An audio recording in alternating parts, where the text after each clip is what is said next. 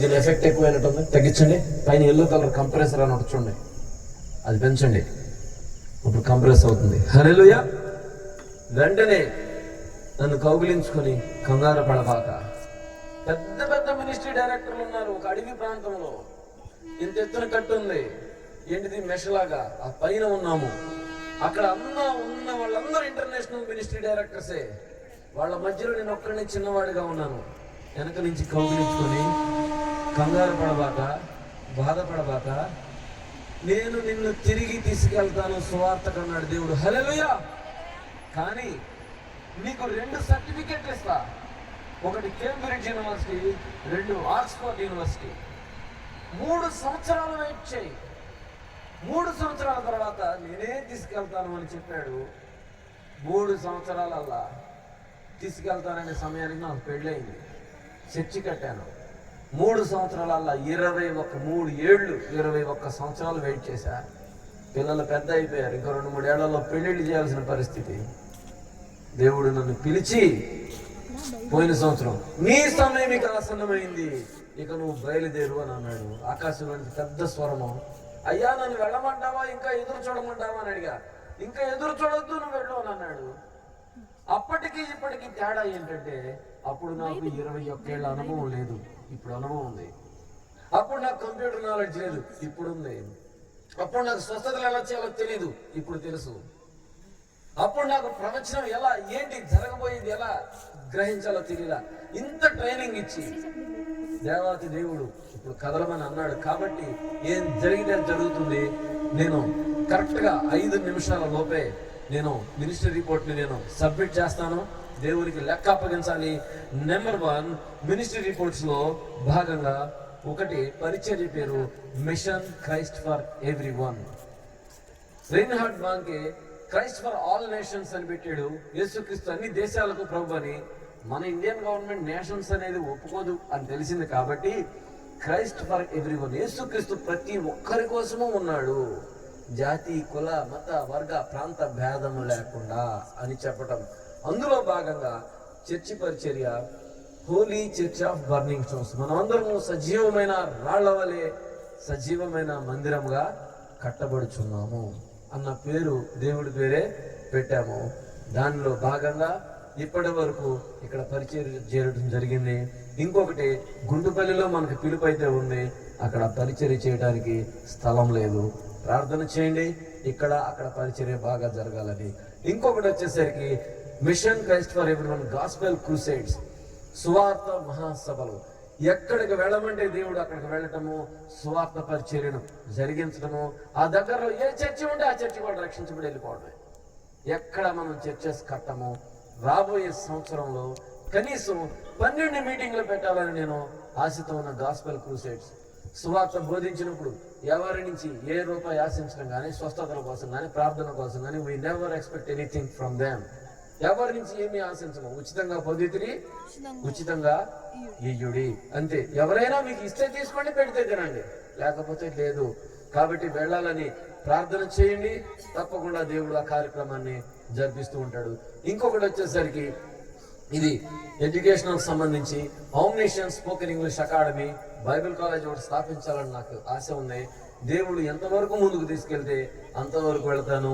ఈ సంవత్సరం spoken English academy అనేది స్థాపించి ఇంగ్లీష్ విద్యను తక్కువ రేట్లకు ప్రజలకు అందించడం ద్వారా ఒకటి మనం అక్కడి నుంచి ఫండ్ రైజ్ చేయొచ్చు, డబ్బు సంపాదించాలి. పచ్చిగా మాట్లాడేస్తాను, వినపడుతుందా? ప్రార్థన మాత్రం ఏం చేయాలమ్మా? ఉచితంగా బోధించాలి, ఉచితంగా చెప్పాలి, ఉచితంగా ఇవ్వాలి. కానీ బయట 50,000 ఖర్చు అవుద్దని అనుకుంది, 40,000 ఖర్చు అవుద్దని అనుకుంది, మనము 4,000కి 7,000కి 6,000కి ఇలా ఇస్తాము. ఇచ్చినప్పుడు ఆ పిల్లల దగ్గర నుంచి మనకి ఇన్కమ్ అనేది జనరేట్ అవుతుంది. ఇందులో మనం spoken English communication skills, telephonic skills నేర్పిస్తాము, కన్వర్సేషన్స్ నేర్పిస్తాము, ఇంటర్వ్యూ స్కిల్స్, జాబ్కి వెళ్ళినప్పుడు ఎలా డ్రెస్అప్ అవ్వాలి, ఎలా మాట్లాడాలి, ఇవన్నీ కూడా వాళ్ళతో మనం నేర్పిస్తాము. కాబట్టి ఫేస్ టు ఫేస్ కూర్చోవటం, గ్రామర్ ఎక్స్ప్లెయిన్ చేయటం, మాట్లాడించడం. మామూలుగా నేను వెళ్ళి విజయవాడలో చూశాను, 30-40 పేజీల మాన్యువల్ ఉంటుంది. మన దగ్గర 500 నుంచి 600 పేజీల మాన్యువల్ ఉంటుంది పిల్లలకి. కాబట్టి ఇందులో ఏ మాత్రం దాపరికం లేదు. డబ్బు పరిచర్య చేయడానికి కావాలి, మనకు కావాలి. కాబట్టి మనం ఫండ్ రైజ్ చేసే విధానాన్ని ఇది దేవుడు నాకు నేర్పించి ఉన్నాడు. ఇంకొకటి వచ్చేసరికి అయితే ఉచితంగా ఇవ్వాల్సిన కూడా ఉచితంగా ఇచ్చేస్తాం అక్కడ. ఇంకొకటి వచ్చేసరికి మనకి మిషన్ గ్రీన్ ప్లానెట్, పక్షులకి నివాసాలు లేవని చెప్పి పదే దర్శనాలు ఇస్తున్నాడు. నేను 45 రోజులు ఉపవాసం ప్రార్థన చేస్తూ ఉంటే పక్షులు వెళ్ళట్లేదు, పిల్లల్ని పెట్టేస్తున్నాయి రోడ్ల మీద, ఎక్కడికక్కడ మాకు నివాసాలు లేవు అని ఏడుస్తున్నాయి. వాటి మరో ప్రభు సన్నిధికి వెళ్ళింది, అది నా దగ్గరకు వచ్చింది. కాబట్టి జనం నన్ను చూసి వెర్రివాడని హేళన చేసినా ఏం చేసినాను, ఈ మిషన్ గ్రీన్ ప్లానెట్ అనేది ఒక్క ఆంధ్రప్రదేశ్లోని ఇండియాలోనే కాదు, ప్రపంచంలో ఉన్న ప్రతి దేశానికి తీసుకువెళ్ళబోతున్నాను. ఆమేన్.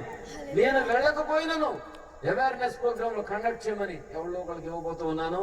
నేనైతే చెప్తున్నాను కదా, చచ్చే వరకు ఒక్క రూపాయి నాకు కావాలి అని నేను ఆశించదలుచుకో, సంపాదిస్తాను. దేనికి? ప్రజలకి పెట్టడానికి. అదే నా లాభం. ఓకేనా? కాబట్టి దేవుడు ఫండ్ రైజింగ్ విధానం ఇలా చేశాడు. ఈ మిషన్ గ్రీన్ ప్లానెట్ లో భాగంగా మీరు ఎప్పుడైనాను నాకు సపోర్ట్ చేయాలనుకుంటే, చిన్న పెద్ద ఏమీ లేదు, రాబోయే 2026 లో ఒక్క విజయవాడ పట్టణంలో ఈ 10,000 మొక్కలను మనం డిస్ట్రిబ్యూట్ చేయబోతూ ఉన్నాము. రైతు బజార్ల దగ్గర, బీసెంట్ రోడ్ లోను, తర్వాత ఇక్కడ బెంజ్ సర్కిల్ లోను, మెయిన్ సెంటర్స్ లోను లోడ్ తీసుకెళ్ళిపోవడం, పెట్టడం. బాబు మొక్కలు, బాబు ఉచిత మొక్కలు అని అమ్మబోతూ ఉన్నాను. రోడ్డు మీద తోటకూర అమ్మేవాళ్ళలాగా, బెండకాయలు అమ్మేవాళ్ళలాగా. I respect the profession. Okay, ఎందుకు అనంటే నా ప్రభువు చెప్పాడు. పక్షుల మరో దేవుని సన్నిధికి వెళ్ళింది, నాకు చెప్పాడు, నేను నా ప్రభువుకి విధేయుడను. కాబట్టి మీరు ఎవరైనా సపోర్ట్ చేయాలనుకుంటే తప్పకుండా వాలంటీర్ల కింద రావచ్చు. రాబోయే 10,000 సంవత్సరంలో 10,000 మొక్కలు least target, the best target అనేది highest target I cannot express. ఖచ్చితంగా యేసునామములో పంచబోతూ ఉన్నాం. ఆమేన్. మీరు ఎప్పుడైనా సరే బ్రదర్ ఈసారి పంచేటప్పుడు నేను వస్తాను బ్రదర్ చెప్పండి అని అడిగితే, ఆ రోజు ప్రభు కోసం సమర్పించుకోండి, ఇద్దాం. ప్రజల శ్రేష్టమైన ఆహారం తింటారు, మంచి ఆక్సిజన్ జనరేట్ చేసే ఫ్యాక్టరీని స్థాపించినట్టే. మీరు 1000 మొక్కల్లో ఒక్క మొక్క బ్రతికి పెద్దదైతే చాలు నా టార్గెట్ లో.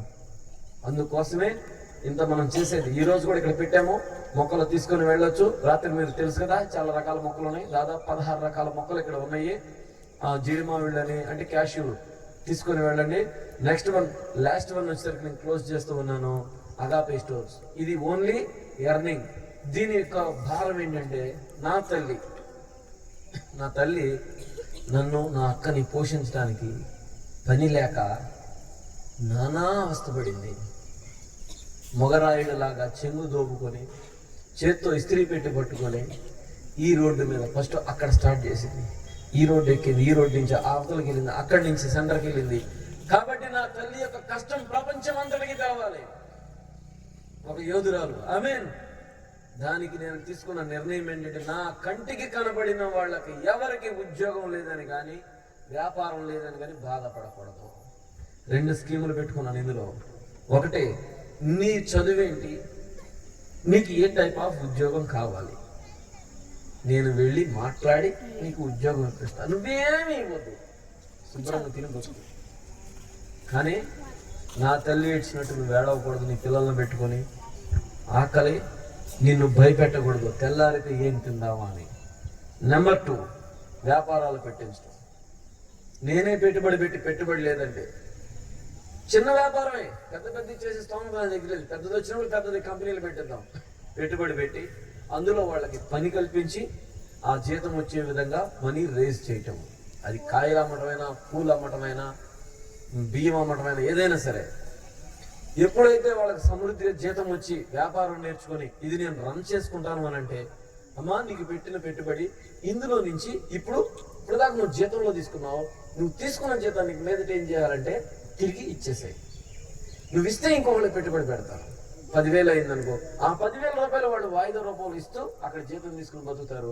వన్స్ వాళ్ళు కంప్లీట్ చేసిన తర్వాత ఆ రెంట్ వాళ్ళే కట్టుకోవాలి, ఆ జీతం వాళ్ళే తీసుకోవాలి. అందులో డెవలప్ అయిన సరుకు మొత్తం వాళ్ళకే వదిలేస్తాము. మనం తీసుకునేది పెట్టుబడి పెట్టేటప్పుడు ఎంత పెట్టాము అంతే. తర్వాత పెట్టుబడిలో నుంచి వచ్చిన లాభంతో తయారు చేసిన సరుకు మొత్తమిక వాళ్ళది 1,00,000 రూపాయలు అయింది. పెట్టుబడి పెట్టినప్పుడు అది 10,000 అయింది అనుకో, 10,000 వాళ్ళు కట్టి మిగిలిన 90,000కి వాళ్ళు తీసేసుకోవడమే. ఆ 10,000తో ఇంకొక వ్యక్తిని డెవలప్ చేయాలి. ఈ స్కీమ్ పెట్టుకుని, లేదయ్య గారు నేను జాబే చేసుకుంటే నా జీతమే ఇవ్వండి అంటే అది అలాగే ఉంటుంది. పరిచర్య మీద రన్ అవుతూ ఉంటుంది. ఎవరైతే వచ్చి దీనిని నేను నడిపించుకుంటాను నాకు ఇవ్వండి అని నిజాయితీగా అడుగుతారో కష్టపడి వాళ్ళకు వదిలేయడం. దీనివల్ల మీకు బెనిఫిట్ ఏంటి అని అడిగితే చాలా మంది నన్ను అడుగుతారు వచ్చి, అదేంటండి మీరు ఇంత తక్కువ రేటుకి ఇచ్చేస్తున్నారు, మీకు లాస్గా అని అడిగి. ఎవరు చెప్పారు లాస్ అని అన్న? లాసే మీకు ఇది ఎట్లా లాభం అన్నారు. అయ్యో నాకు లాస్ అంటే లాభం ఎవరికేనన్నా? మాకు లాభం అన్నారు. ఎస్, నువ్వు నా బిడ్డవి, నా బిడ్డలు లాభపడితే అది నా లాభమే కదా. సంతోషం అనేది ఒకవైపు నుంచే కాదు, రెండో వైపు నుంచి కూడా చూడాలి. నువ్వు సంతోషిస్తున్నావు కదా, అది చాలు, నాకు అది లాభమే. నేను బ్రతకాలి, నువ్వు బ్రతకాలని. కాబట్టి మీరు ఎవరైనాను పంపించాలి అని అనుకుంటే అగాపే స్టోర్స్ కానీ Mission Christ for Everyone represent చేస్తూ ఏ వ్యాపారం పెట్టినాను అక్కడ మీరు ఏదైనా వస్తువు కొనుగోలు చేస్తే అది ఇంకొక వ్యక్తికి సువార్త అందించడమో, మొక్క కంటమో, మీటింగ్స్ పెట్టడమో, ఏదో ఒకటి దేవుని పరిచర్యకు వాడబడుతూ ఉంటుంది. దాంట్లోనే నేను తింటాను, నేను లగ్జరీస్ లైఫ్ ఏం కోరను, నేను తింటాను, నా పిల్లలు తింటారు, నా పిల్లలను కూడా పరిచర్యకి ఇచ్చాను. ఈ విధంగా సహకరించండి. రాబోయేటటువంటి మీటింగ్స్లో మీరు ఎవరైనాను జనవరిలోను, ఫిబ్రవరి, మార్చిలోను పెడదామనుకున్నాం. ఫైనాన్స్ గ్యాదర్ అవ్వడం, మీటింగ్ పెట్టేస్తాను. మీరు ఎలా సహాయం చేయొచ్చు అంటే మీటింగ్ సెట్ చేయడానికి ప్లేస్ నేను చూస్తాను అయ్య గారు, మీకు కరెంట్ సప్లై నేను చేస్తాను. ఒకటి లేదు, బోల్డ్ స్పీకర్స్ అయి లిఫ్ట్ చేయాలి, ఆ 3 daysకి నేను 1 రోజు 2 రోజులు 3 రోజులు నేను నిలబడతాను, పర్లేదు లిఫ్ట్ చేస్తాను, నేను మిమ్మల్ని సపోర్ట్ చేసి మీ వెంట వస్తాను ఈ 3 daysకి అనుకుంటే ఆ విధంగా సహాయం చేయొచ్చు. డబ్బుల పరంగా నేను ఎవరిని ప్రెజర్ చేయను, అది మీ ఒపీనియన్, ఓకేనా?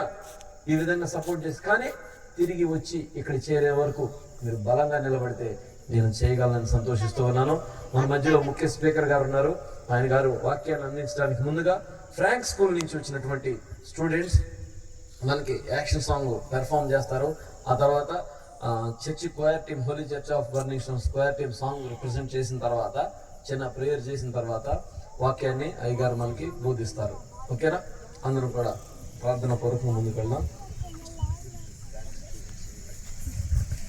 Thank you, sir. Thank you for such inspiring words about our ministry, how you started through the hard work and God's blessing. Now I invite the students from the Frank School, please come on to the stage